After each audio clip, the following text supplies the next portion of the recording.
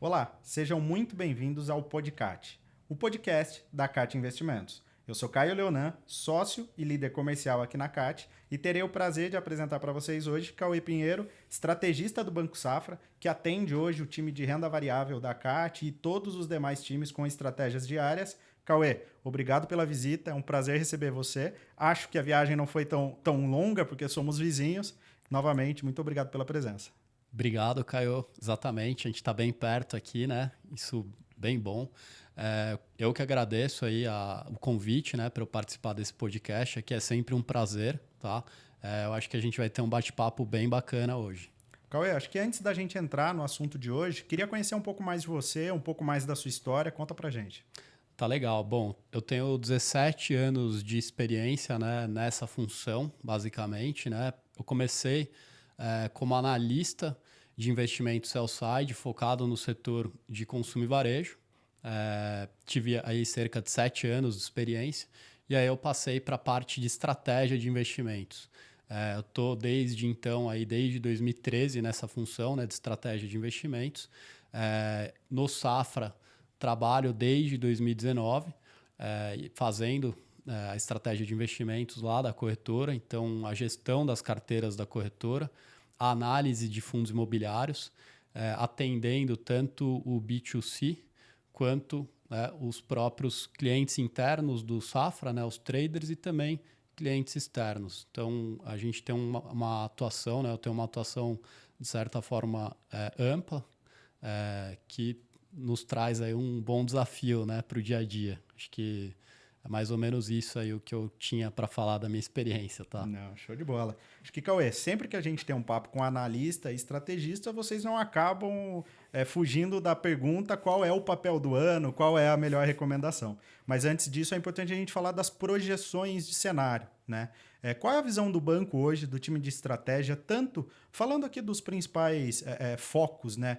Inflação, olhando para a Selic e também para a Bolsa. Como estão as perspectivas? Tá legal, Caio. Bom, o que a gente tem é uma perspectiva positiva para 2024. Então, o banco, ele acredita, né, a equipe de macroeconomia do banco, ela tem uma projeção ali de um crescimento de PIB de 2,5% para o próximo ano.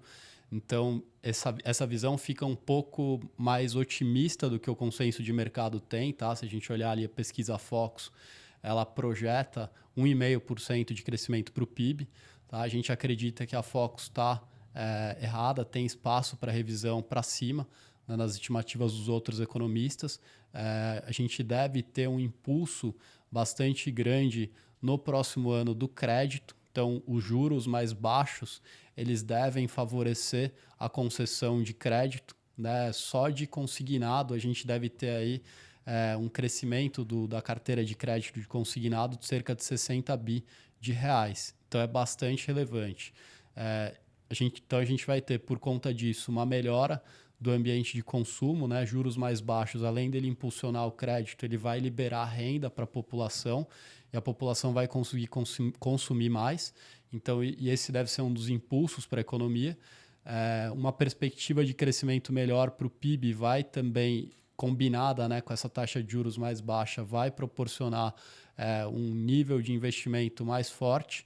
Então, a gente vai ter consumo e investimento impulsionando o PIB no próximo ano, que vai ter uma composição muito mais favorável daquela que a gente tem em 2023. Né? O 2023, o PIB está muito mais impulsionado pelo agronegócio. É o que está crescendo. A gente tem uma demanda muito fraca, reprimida, né? A situação macro não é muito favorável esse ano. O que impulsiona o PIB, de fato, é o PIB do ponto de vista da oferta, que é o agronegócio. Ano que vem, então, uma composição mais favorável. A gente projeta uma taxa Selic em 8,75%. Os dados de inflação têm mostrado um processo desinflacionário bastante importante. Então, isso abre espaço para o Banco Central continuar o movimento de corte na taxa Selic. A gente acredita que ele vai acontecer num ritmo de 0,5 ponto percentual ao longo das próximas reuniões. A inflação projetada para o próximo ano ela fica ali em 3,3%, então ela está ali, de certa forma, dentro ali do centro da meta, então vai possibilitar o Banco Central seguir nesse movimento de corte de juros. A gente acredita que, né, os ventos contra do mercado internacional parece que eles estão se dissipando, né?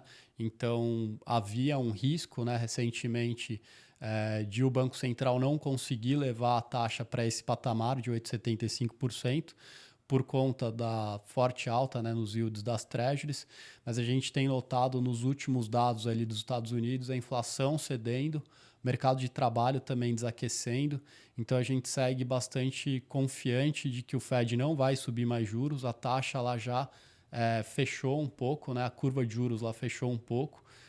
Acho que a gente vai ter um cenário propício para o BC levar a taxa para esses 8,75%. Então essa é a nossa projeção, cara. Perfeito, perfeito. Acho que estamos num excelente mês para falarmos também de bolsa, né? Talvez se nossa conversa tivesse sido há 2 meses, não estaríamos tão felizes.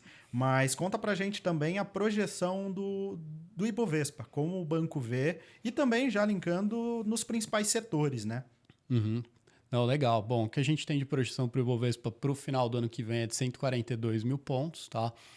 Isso dá uma valorização potencial próxima ali de 14% sobre os níveis atuais, né? A gente teve uma evolução muito positiva do índice ao longo desse último mês, né? Então a bolsa está subindo aí perto de 10%.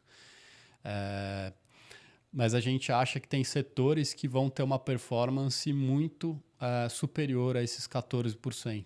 A gente vai ter, para o próximo ano, uma melhora muito boa de resultado das empresas mais ligadas ao mercado doméstico. Essas que sofreram muito por conta do cenário macro mais desafiador, de uma demanda mais fraca, de uma pressão inflacionária impactando a lucratividade, né? E também taxa de juros mais alta, aumentando o custo da dívida.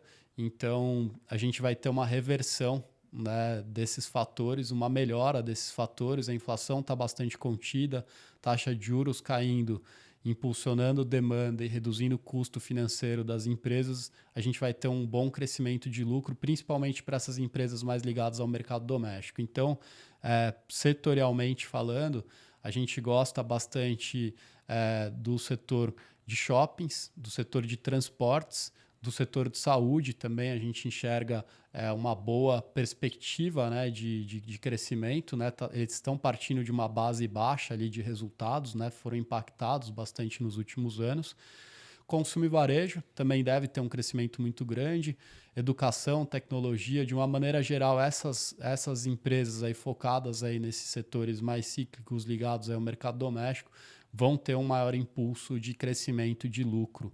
E, por outro lado, né, a gente tem as empresas de commodities, né, as grandes de commodities, talvez elas sofram um pouco por conta da normalização de preço de commodities. E aí, principalmente, o petróleo.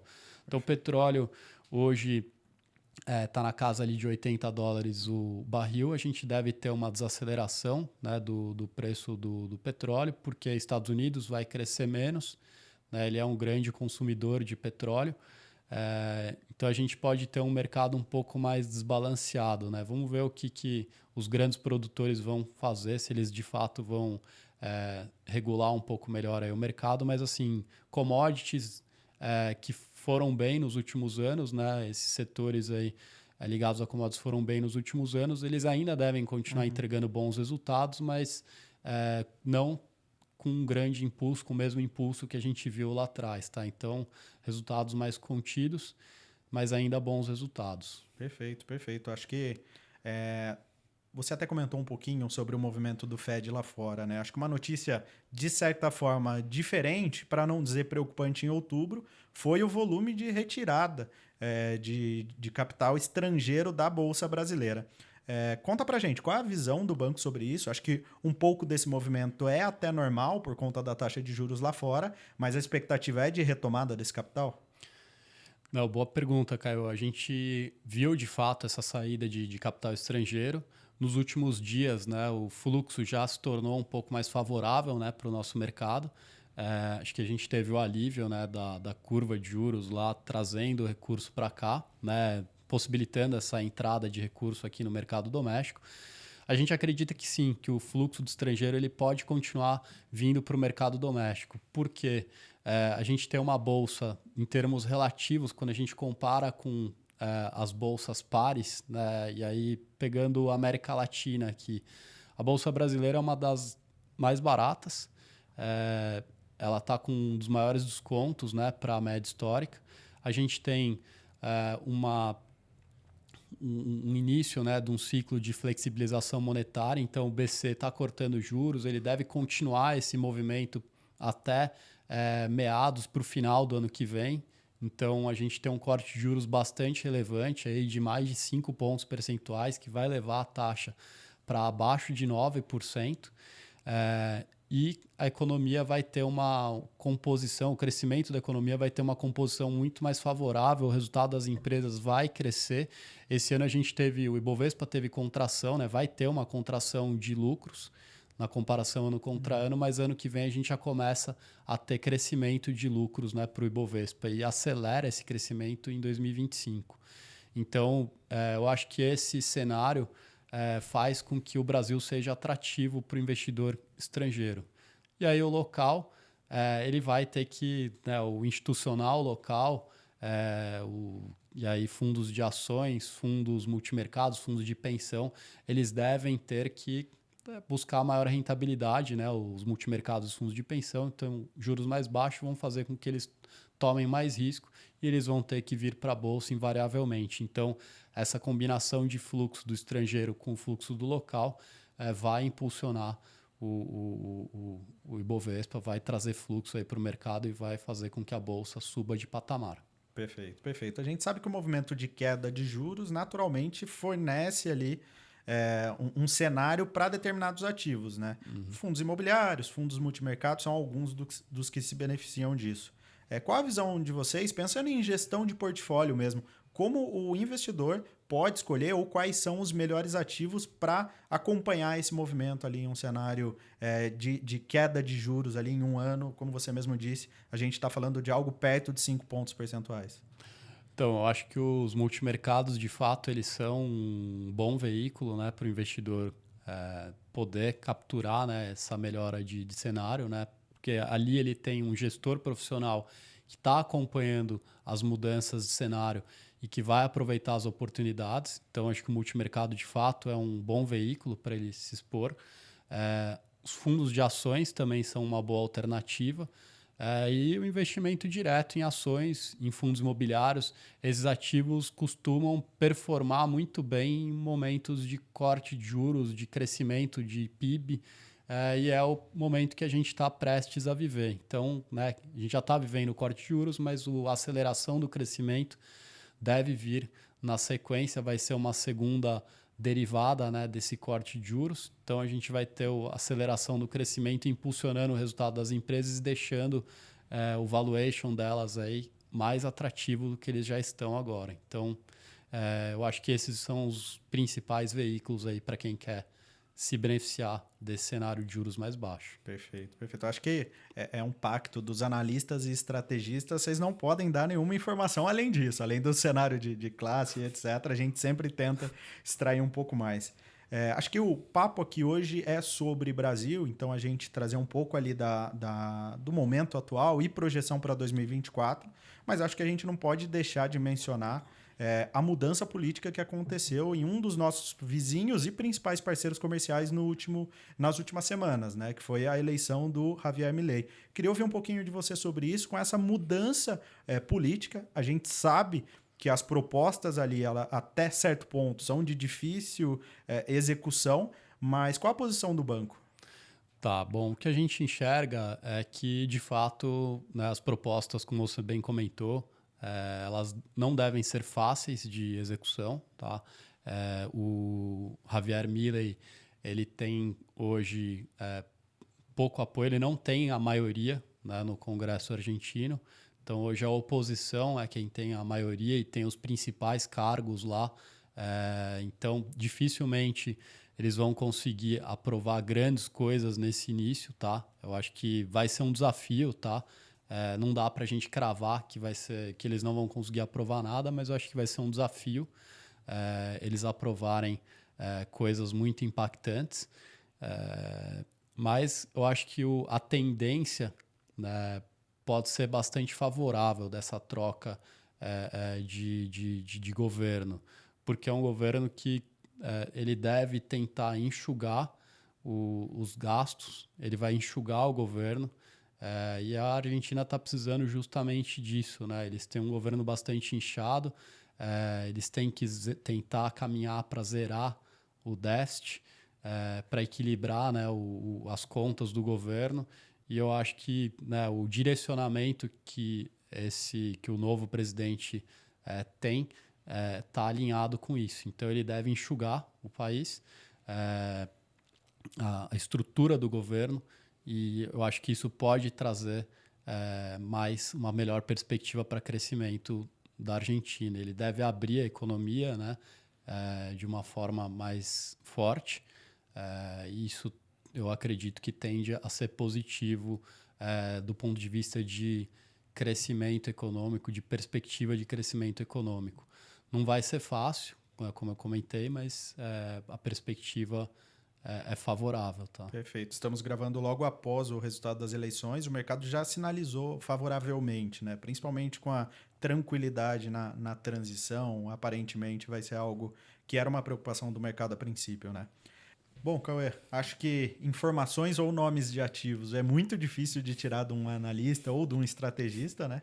Mas a gente queria que você deixasse uma mensagem para nossos clientes, principalmente com essa visão para 2024 e preservação do capital, gestão de portfólio. Fica à vontade. Então, legal, Caio. Bom, o que dá para eu falar aqui é que a gente pode ter um pouco de volatilidade ainda no curto prazo, né, por conta das divulgações aí dos próximos dados aí que estão por vir, né, não só aqui no mercado doméstico, mas lá fora também. Só que o que dá para a gente falar é que, apesar dessa potencial volatilidade, a gente tem visto uma dinâmica bastante favorável, né, para esses indicadores, né? Olhando para o médio prazo, a gente vai estar num patamar muito mais favorável. Os dados de emprego lá fora têm uma tendência de desaceleração, a economia americana está em desaceleração, a inflação está mostrando um processo de desaquecimento, então é tudo que o Fed gostaria, né? Então a gente deve ter um ambiente bem mais favorável para os investimentos mais arrojados, e é esse o recado que eu queria dar. Tá? Então, apesar de podermos ter algum tipo de volatilidade nesse momento, a tendência de médio prazo é mais favorável. Então, a gente está confiante aí com um cenário mais positivo, Caio. Perfeito. Foco no longo prazo sempre. Cauê, mais uma vez, obrigado pela visita. É um prazer receber você. Você que é figura carimbada aqui na CAT. Aos queridos amigos, clientes e ouvintes, muito obrigado. Esse foi mais um podcast.